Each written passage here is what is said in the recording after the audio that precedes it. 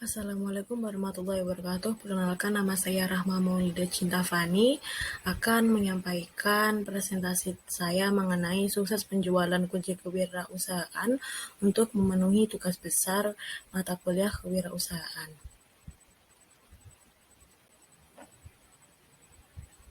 Seorang penjual yang sukses harus memiliki talent, product knowledge, dan selling skills.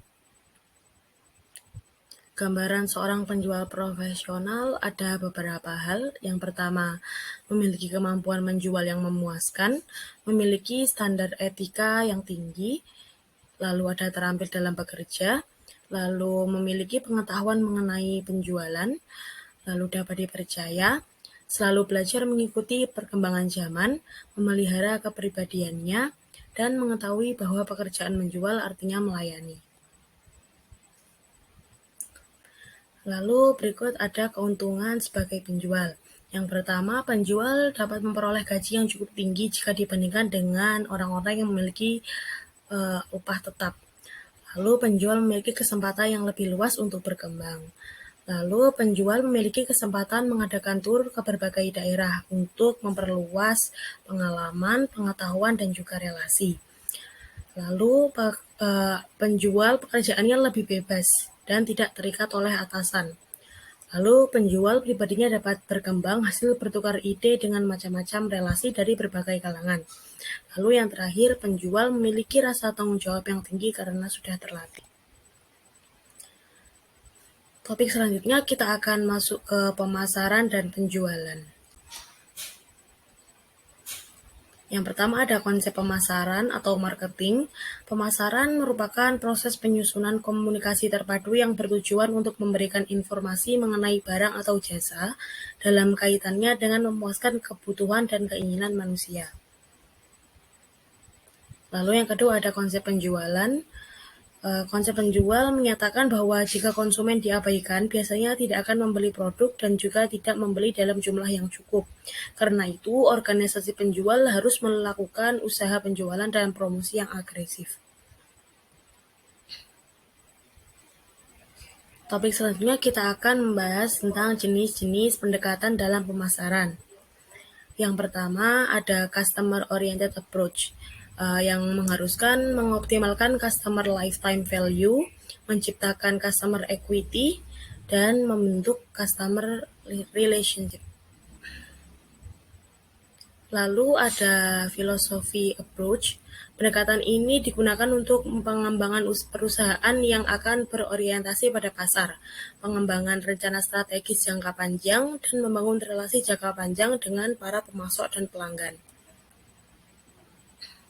Lalu ada institutional approach. Pendekatan ini berfokus pada bagaimana sebuah perusahaan dapat memperoleh keuntungan dengan cara mengoptimalkan parameter produk, biaya, promosi, dan distribusi.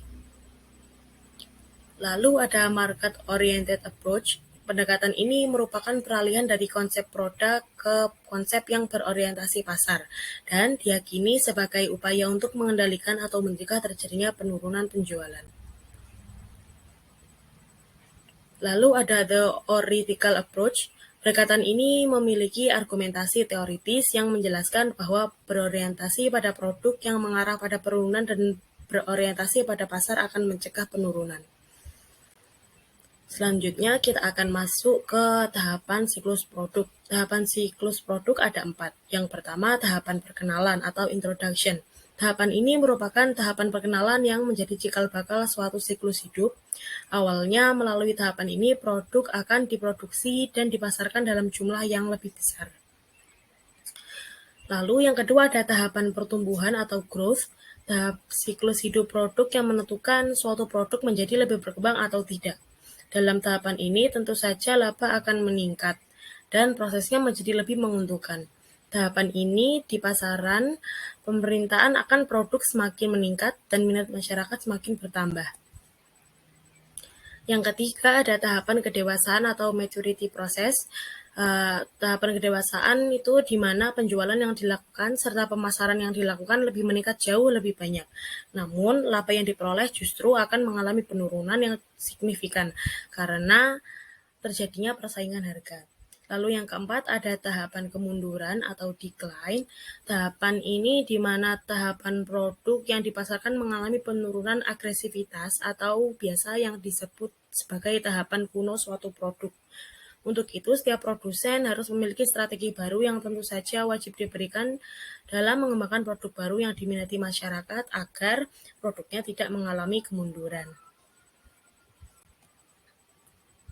Sekian presentasi dari saya, kurang lebihnya mohon maaf. Wassalamualaikum warahmatullahi wabarakatuh.